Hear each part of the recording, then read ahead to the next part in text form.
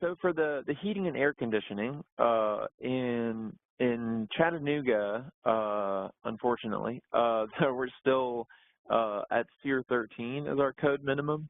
Now that's I think nationwide is being the Department of Energy's rulemaking. I think is pushing that up to 14. I want to say somebody might be able to clarify that, but we're using ductless mini splits, Mitsubishi's Hyperheat mini splits to be specific. We have basically 1-to-1 units upstairs and downstairs, and in 2 of the units we've got 1 outdoor unit and 2 indoor units in the floor that has the bedrooms. But it's been interesting to see with our level of air sealing, there's even in the units where there's only 1 head in the downstairs where there's 2 bedrooms, it's only in 1 bedroom. The other bedroom is still comfortable. There is, unsurprisingly, a lag between the 2 spaces, but we've had no complaints from the owners about that being a problem. So a lot of that comes down to that air sealing and the passive design of keeping as much direct sunlight out of those windows as possible, or at least in the months when we're cooling the house. Other options to look at depending on your market and your site would be geothermal, or at the very least doing variable capacity zoned heat pumps. So mini splits are that just by their nature, but you can find more traditional heat pumps that are variable capacity and that you can zone in ways that can come close to the performance of a mini split. But it's really hard to beat the performance versus the cost of a 1-to-1 mini split. So that's 1 outdoor unit, 1 indoor unit. That's really efficient. So we got a SEER 28 on those units. And furthermore, it's able to heat with the heat pump down to, I think, like single digit or even slightly negative temperatures. So and the reason for that is because of that variable capacity. Whereas a traditional heat pump is all on or all off. For it to be all on, it basically has to use electric resistance to get up to temperature. A variable capacity heat pump can only run with as much heat as it has, and because our house is very airtight, it doesn't have that much load to cover, so it running at just a low level is enough to keep the whole house warm. But when you seal a house as tightly as we're sealing it, you have to provide mechanical ventilation. Once you get below 5 air changes per hour, I think it's required by code to install fresh air. We are using one of these energy recovery ventilators with the fixed box rather than the desiccant wheel, but there's obviously a bunch of different versions of this. For those that aren't familiar, basically what's happening in this is the energy recovery ventilator is constantly drawing air in from the outside and pumping it to our bedrooms and our living room.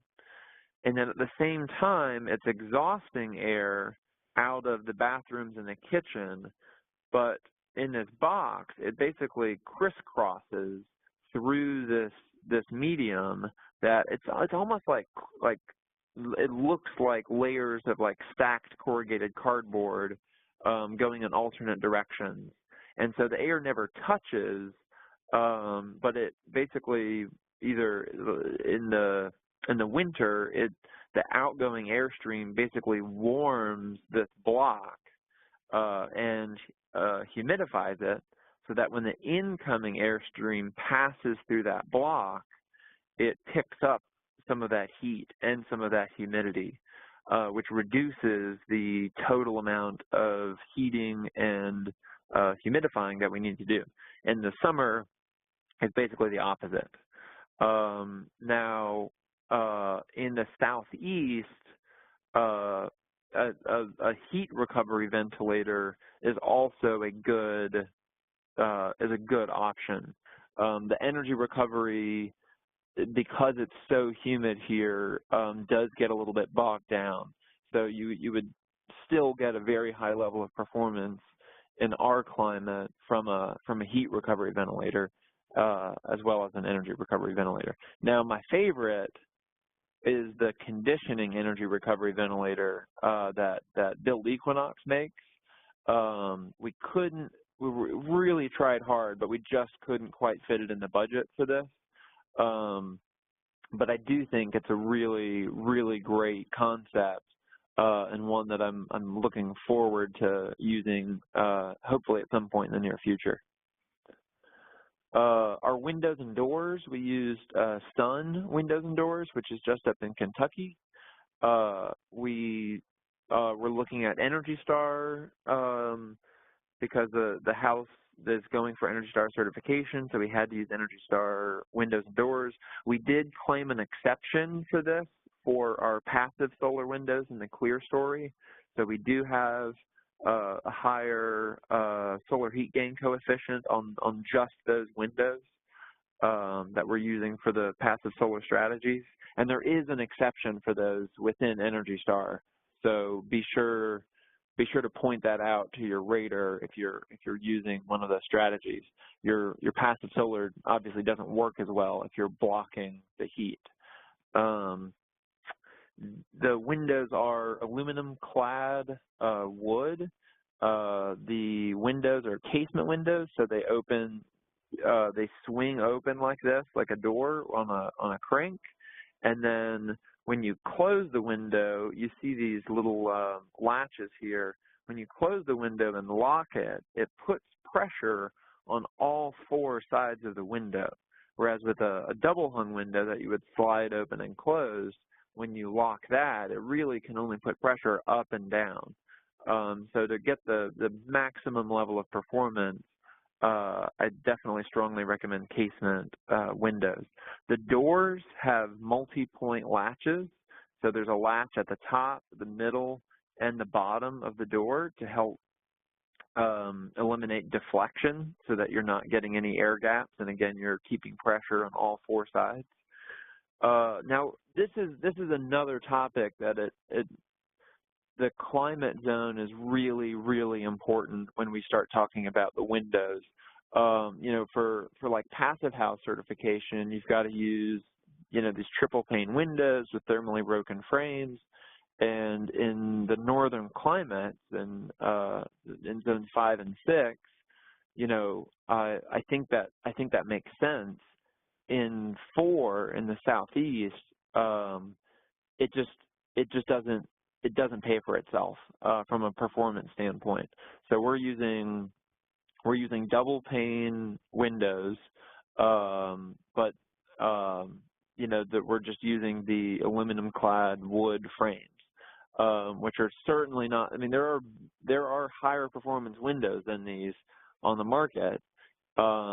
There's certainly plenty of lower performance windows than these on the market, but at least for our money, this was the best sort of balance between the cost and performance.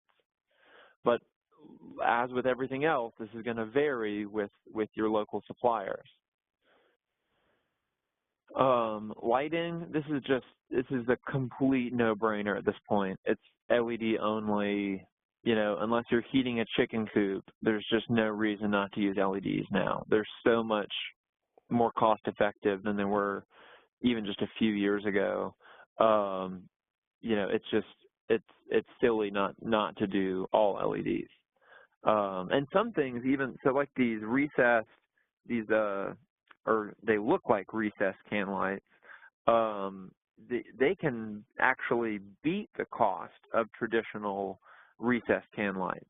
because you're not having to buy and install that whole like big metal housing. These things can fit just into a little like junction box. And the other thing to point out is, if you're doing a design that really requires that sort of antique, feel, they even have LED bulbs that can mimic that. So there really is just, I don't think there's a justifiable reason to use anything other than LEDs unless you're heating a chicken coop. So appliances, Energy Star across the board, Ciano appliances, Source Stars. It's important to know that some types of appliances cannot get an Energy Star label. So like microwaves are a good example. There's no such thing as an Energy Star microwave because it's just basically a one-to-one power. Like the power that the microwave is using is the power that it's putting in the food. So you can certainly get lower power microwaves, but you can't get an Energy Star microwave. So a couple of the special appliances that I think are worth pointing out, we used a heat pump dryer, and I should say that it's not just a ventless dryer. There are also, condenser dryers in addition, but the heat pump dryers are especially relevant because what a dryer is doing in your house is it's taking the air that you just paid to heat or cool, sends it over an electric filament like a giant blow dryer, bakes your clothes with it one time, and then dumps it outside. And every cubic foot of air that dryer is dumping outside, it's sucking that same volume of air into your house from the outside. So you have to reheat and recool all of that air that's just been sucked back into your house. So a heat pump dryer recycles that air within the drum or within the unit, dehumidifies it, and then drains the water out the same drain line as your washing machine. So the benefit of this is not only is the dryer more efficient, it's one of the few dryers that you can actually get Energy Star for. It also reduces the heating and cooling load of the house, and it reduces increases the lifespan of your clothes. So instead of baking your clothes every time you launder them, it basically just dehumidifies them. So, the cheaper version of this is obviously a clothesline, which is, the most energy efficient way to dry your clothes. But if you're in sort of a constrained environment and that's not an option, as it is for us, a heat pump dryer is definitely the next best option for you. So the other heat pump that we're using is our heat pump water heater. These are essentially functioning like the opposite of your refrigerator. So a refrigerator basically squeezes heat out of the air inside your refrigerator and pumps it out into your ambient air using the coils on the back or the bottom of your fridge. So this is sort of reversed that, where it's basically taking the ambient air, squeezing heat out of it, and putting it in your hot water.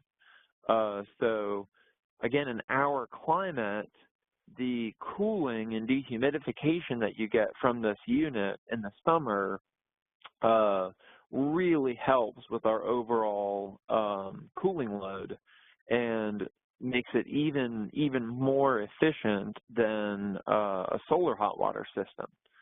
So I definitely highly recommend these in places where you're able to kill two birds with one stone. If you have a lot of dehumidification needs and you have hot water needs, this can be a great option. In cases where it's not a great option, in colder climates, there are some ducted versions. Actually, Brett and I were just talking about them. that can pull air from the outside to use for the heat pump, but that stops being effective, I think, at around like 40 degrees, I think, somewhere in there. And it reverts to all electric. In places where you have a ground source heat pump, you know, just use that for the hot water. You get free hot water basically as a byproduct of your geothermal system. For the water fixtures, just use WaterSense. Toilets, faucets, shower heads, just look for WaterSense. It's just like Energy Star, but for you know, water using appliances. One thing that people aren't as familiar with is this thing called the MAP score.